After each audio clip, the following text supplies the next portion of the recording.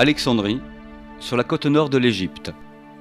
Depuis la fondation de la ville, en 331 avant Jésus-Christ, l'eau potable vient du Nil, distante d'une trentaine de kilomètres. Pour l'acheminer, un canal jusqu'aux portes de la ville. Et pour la distribuer, un ingénieux système de galeries souterraines appelé hipponome.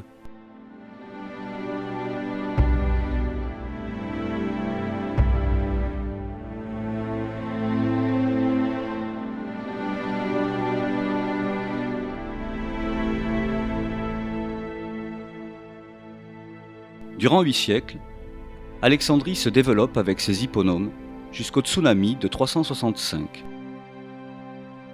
Quelques siècles plus tard, les Alexandrins mettent en place un nouveau système hydraulique, les citernes.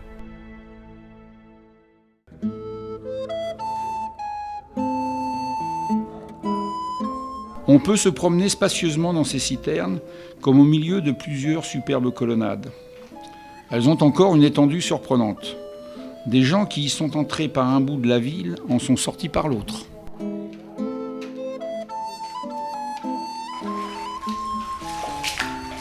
Les voyageurs qui ont visité Alexandrie depuis l'Antiquité parlent de ces citernes avec admiration. Combien y en avait-il ? Difficile de le savoir avec précision. Les savants de Napoléon en avaient dénombré 400 encore en fonction. Au XIXe siècle, l'astronome égyptien Mahmoud el-Falaki parlait de 700 citernes. Mais au début des années 1990, on ne pouvait plus en visiter qu'une seule, la citerne El Nabi.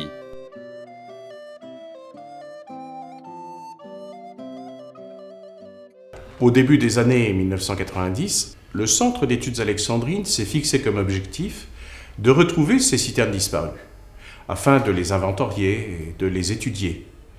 Mais comment s'y prendre ? Nous avons interrogé les plus anciens des Alexandrins qui nous ont raconté comment, petits, ils allaient se réfugier dans ces citernes souterraines qui étaient transformées en abris antiaériens. Ensuite, le directeur des antiquités islamiques, M. Mohamed Abdelaziz, nous a fait visiter d'autres citernes. Mais bien vite, la piste s'est enlisée et il nous a fallu trouver d'autres moyens pour continuer cette recherche. Bientôt, une nouvelle piste va se présenter. La direction du musée gréco-romain d'Alexandrie fait remettre aux chercheurs un lot d'archives qui dormaient depuis des décennies dans l'établissement. Il s'agit de dossiers concernant les plans, les coupes et les croquis de situation de 140 citernes publiques de la ville. Ces plans avaient été dressés par un certain Camille à la fin du XIXe siècle.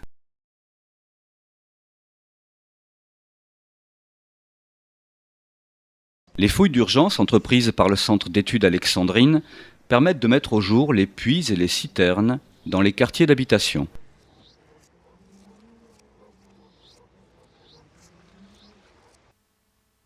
Certaines maisons avaient une ou plusieurs citernes privées. La citerne comprend généralement un réservoir rectangulaire prolongé par un puits cylindrique.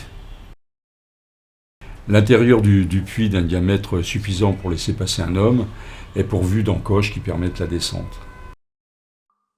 Les architectes Isabelle Herry et Yves Guillard commencent alors à effectuer le relevé détaillé de certains édifices, tout en poursuivant la prospection des citernes figurant dans les dossiers Camille.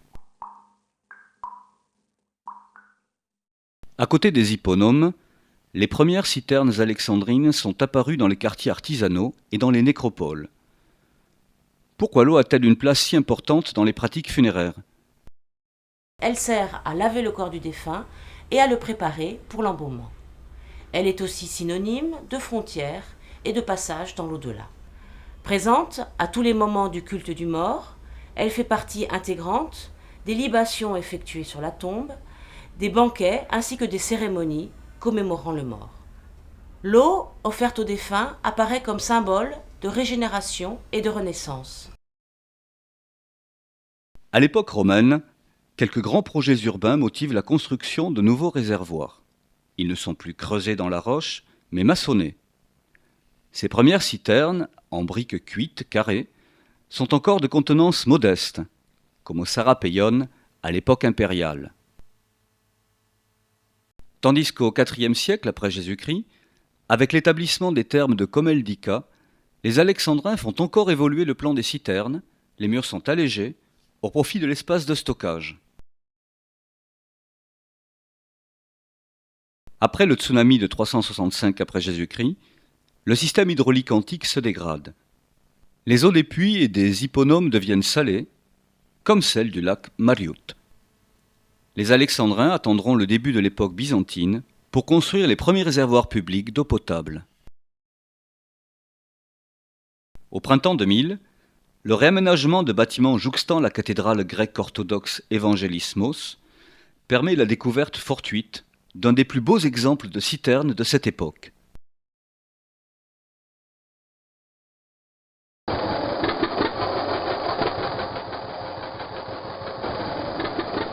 Dans la course entre les archéologues et les promoteurs immobiliers, ces derniers peuvent parfois involontairement aider la recherche. Sur le chantier du cinéma luxe, une citerne avait été en partie détruite par les bulldozers. Mais le hasard a voulu que les mâchoires de la machine sectionnent la maçonnerie de briques à l'endroit où avait été jetée dans le mortier une amphore. Son étude a permis d'établir une fourchette chronologique calant la construction de la citerne entre le 5e et le 7e siècle.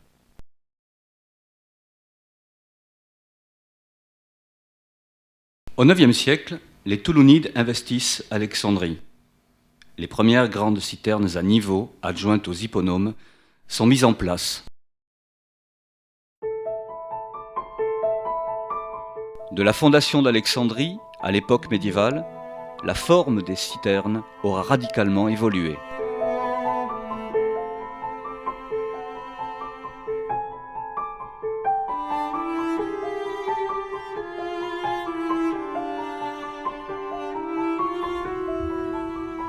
Les citernes médiévales, véritables cathédrales souterraines, sont bâties avec les restes de la ville antique. Tronçons de colonnes, chapiteaux, bases de colonnes et autres pièces de récupération de granit ou de marbre. Les piliers sont reliés entre eux par des arcs de pierre de taille, assurant la cohésion de l'ensemble et faisant apparaître la notion d'étage. Ce qui me plut davantage, ce sont les citernes, qui y sont en très grande quantité, fort amples et si proches les unes des autres que l'on peut dire que la ville est tout en l'air en forme de voûte, soutenue sur une infinité de colonnes de marbre, ce qui est assurément quelque chose de beau à voir. Comment étaient remplies les citernes ? Les réponses se trouvent certainement dans l'observation des machines élévatrices utilisées en Égypte dans l'irrigation. Le chadouf, la machine la plus ancienne, connue dès le 3e millénaire avant Jésus-Christ. La vis sans fin, invention probable du mathématicien grec Archimède.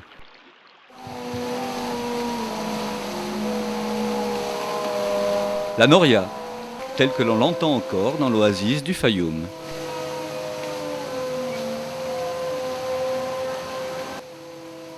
Et enfin la sakya. Elle était déjà représentée au début de notre ère dans la nécropole ouest d'Alexandrie. Il en reste quelques exemplaires dans d'anciennes demeures du Caire. C'est cette machine qu'on utilisait pour remplir les citernes. Le chadouf servait à en extraire l'eau.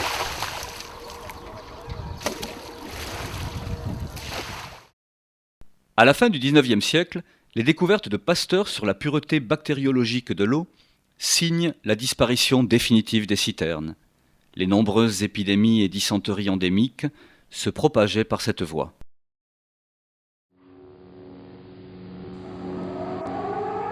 Les citernes vont réapparaître en 1940. Lors des raids aériens allemands et italiens, l'armée anglaise décide de créer des abris pour la protection des citoyens.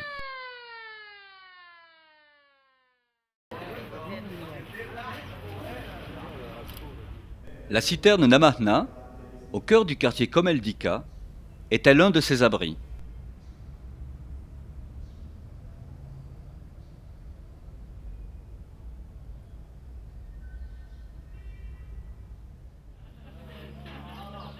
Mais les habitants du quartier savent-ils exactement ce qu'il y a sous leurs pieds ? دي معبر الملوك القديم. هو كوم الدكة تقريبا في مقبرة الإسكندر الأكبر، يعني في ناس كتير بتقول كده.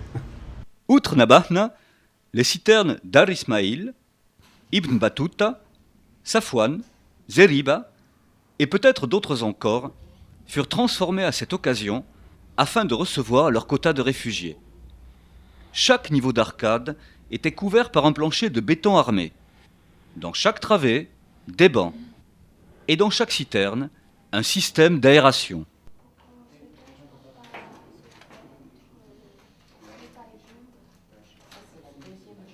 « 20 ans après, si nous faisons le bilan sur ces recherches sur les citernes, nous avons acquis des plans, des coupes sur plus de 140 d'entre elles. Certes, nous sommes encore loin des 700 citernes mentionnées par Falaki. Nous avons pu en localiser plus d'une vingtaine et nous en avons visité plus d'une dizaine. Parmi elles, nous en avons choisi une, la citerne El Nabi, qui a l'avantage de se situer au centre-ville, d'être en bon état, avec ses 3 étages de colonnade.